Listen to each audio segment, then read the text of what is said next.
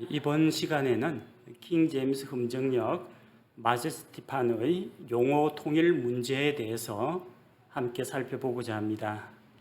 성경을 번역할 때 같은 단어라고 하더라도 문맥에 따라서 조금씩 다르게 번역될 수는 있습니다. 예컨대 repent라는 단어는 일반적으로는 회개하다 이렇게 번역합니다. 그런데 하나님께서 회개했다, 하나님께서 후회하셨다 이렇게 하면 뭔가 좀 어색하죠. 하나님은 실수도 없고 잘못도 없으시고 죄도 짓지 않는 분이기 때문에 하나님이 회개했다라고 하면은 이런 번역은 적합하지가 못합니다. 그래서 하나님의 감정과 관련된 것일 때는 repent라는 것을 슬퍼하다 그렇게 번역을 하고요. 하나님의 의지와 관련한 것일 때는 하나님께서 뜻을 돌이키시다 이렇게 번역을 합니다.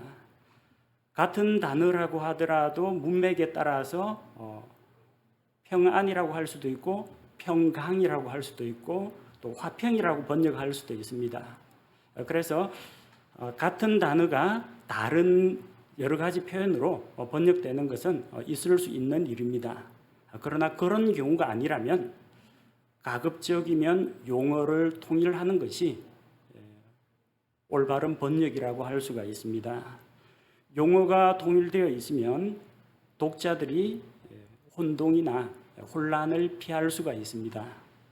또 용어가 통일되어 있으면 어떤 단어를 통해서 성경 구절을 검색한다고 하거나 혹은 단어별 성경 공부를 위해서 특정 단어가 들어가는 구절들을 모아본다고 할 때 용어가 통일되어 있으면 참 편리합니다. 그러나 성경을 번역하다 보면요, 번역자가 여러 사람이 나누어서 성경을 번역하다 보면 용어가 일치하지 않는 경우가 이제 종종 발생합니다. 이번에 킹 제임스 흠정역 마제스티판이 나왔다는 소식을 듣고 이번 판에서는 아마 이런 용어 문제가 좀 더 통일되지 않았을까 내심 그렇게 또 기대를 하고 있었습니다. 그래서 살펴보니까 킹 제임스 흠정역 마제스티판에 와서는 지난 10년간 우리가 사용하던 400주년 기념판에 비해서는 여러 단어로 번역됐던 단어들을 한 가지로 통일하는 데 조금 더 관심을 쏟은 것이 보였습니다. 예를 들어서 이제 포터, 토기장이죠. 일반적으로 이제 흙을 빚어가지고 그릇을 만드는 사람, 토기장이라고 합니다. 그런데 400주년 기념판에서는 대부분은 토기장이라고 번역을 했는데 역대기상 4장 23절 말씀해 보니까 이들은 옹기장이요. 뭐 토기장이라고 하나 옹기장이라고 하나 뭐 잘못된 번역이라고 할 수는 없습니다. 근데 한 곳에는 똑같은 단어를 토기장이, 다른 데서는 옹기장이 이렇게 하면은 사람들이 혼란스러워합니다. 나중에 단어 검색할 때도 토기장이로 한번 검색하고 옹기장이로 따로 검색을 해야 되는 그런 불편이 있다라는 겁니다. 또 다른 예를 들자면 곡식에 해당되는 곡식을 의미하는 corn이라는 단어가 있습니다. C-O-R-N, corn이라는 단어가 있는데 이것이 이사야 37장 27절에는 지붕에 풀 같고 자라기도 전에 말라버린 곡초 같았느니라. 열왕기하 19장 26절은 구절이 거의 비슷합니다. 지붕에 풀 같고 자라기도 전에 말라버린 곡식 같았느니라. 똑같은 단어가 어디에서는 곡초, 다른 데서는 곡식 이렇게 번역되어 있기 때문에 이것을 마제스티판에서는 하나로 통일했다는 이야기입니다. 또 다른 예를 들어보면은 역대기상 29장 11절에 400주년 기념판에 이렇게 되어 있죠. 오 주여 광대하심과 권능과 영광과 승리와 위엄이 주의 것이오니. 광대하심, 여기에 해당되는 영어 단어는 greatness라고 되어 있습니다. 그런데 greatness라는 단어가 시편이나 다른 데 보면은 다 위대하심으로 되어 있어요. 여기에서는 광대하심으로 번역을 했어요. great라는 것을 이제 크기로 볼 때는 크다, 광대하다라고 볼 수 있고 또 하나님의 높으심을 이야기할 때는 위대하심으로 번역할 수도 있습니다. 근데 개역에서 번역하던 그 관행을 따라 가지고 광대하심으로 하니까 greatness에 해당되는 단어가 이렇게도 번역되고 저렇게도 번역되니까 이제 혼란스러웠다는 거죠. 400주년 기념판에 있던 이런 문제의 광대하심은 마제스티판에 와서는 이제 위대하심으로 바뀌었습니다. 자, 그리고 죽음과 사망, 죽음, 사망, 영어로 그냥 death입니다. 죽음이나 사망이나 뭐 별 큰 차이는 없죠.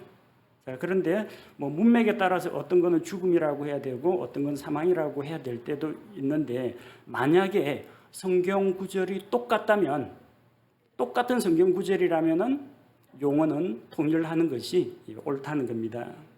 예를 들어 보겠습니다. 잠언 10장 2절, 의인은 죽음에서 건지느니라. 같은 잠언입니다. 잠언 11장 4절, 의인은 사망에서 건지느니라. 죽음에서 건지나 사망에서 건지냐 의미상 뭐 별다른 차이는 없습니다. 그러나 똑같은 말씀인데 어느 구절에서는 죽음으로 번역하고 어느 구절에서는 사망으로 번역하면서 용어가 통일이 되지가 않았다는 겁니다.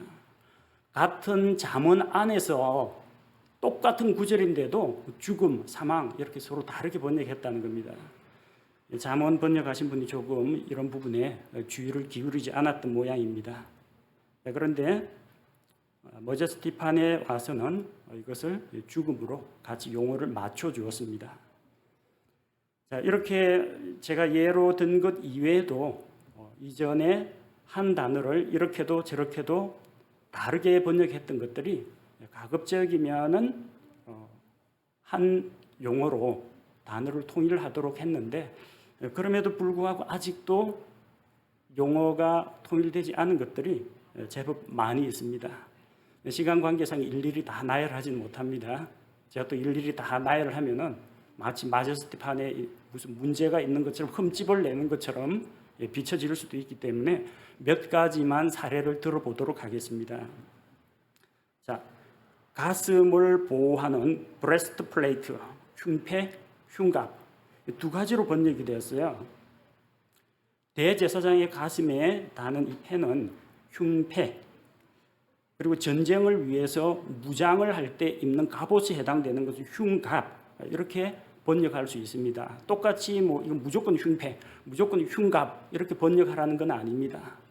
제사장이 갑옷 입었다 하면 어색하죠. 흉갑보다는 흉패가 더 낫습니다. 그러나 그게 아니라 똑같은 전쟁을 위한 방어 무장일 경우에는 브레스트 플레이트를 하나로 통일을 해주는 것이 필요하다는 겁니다.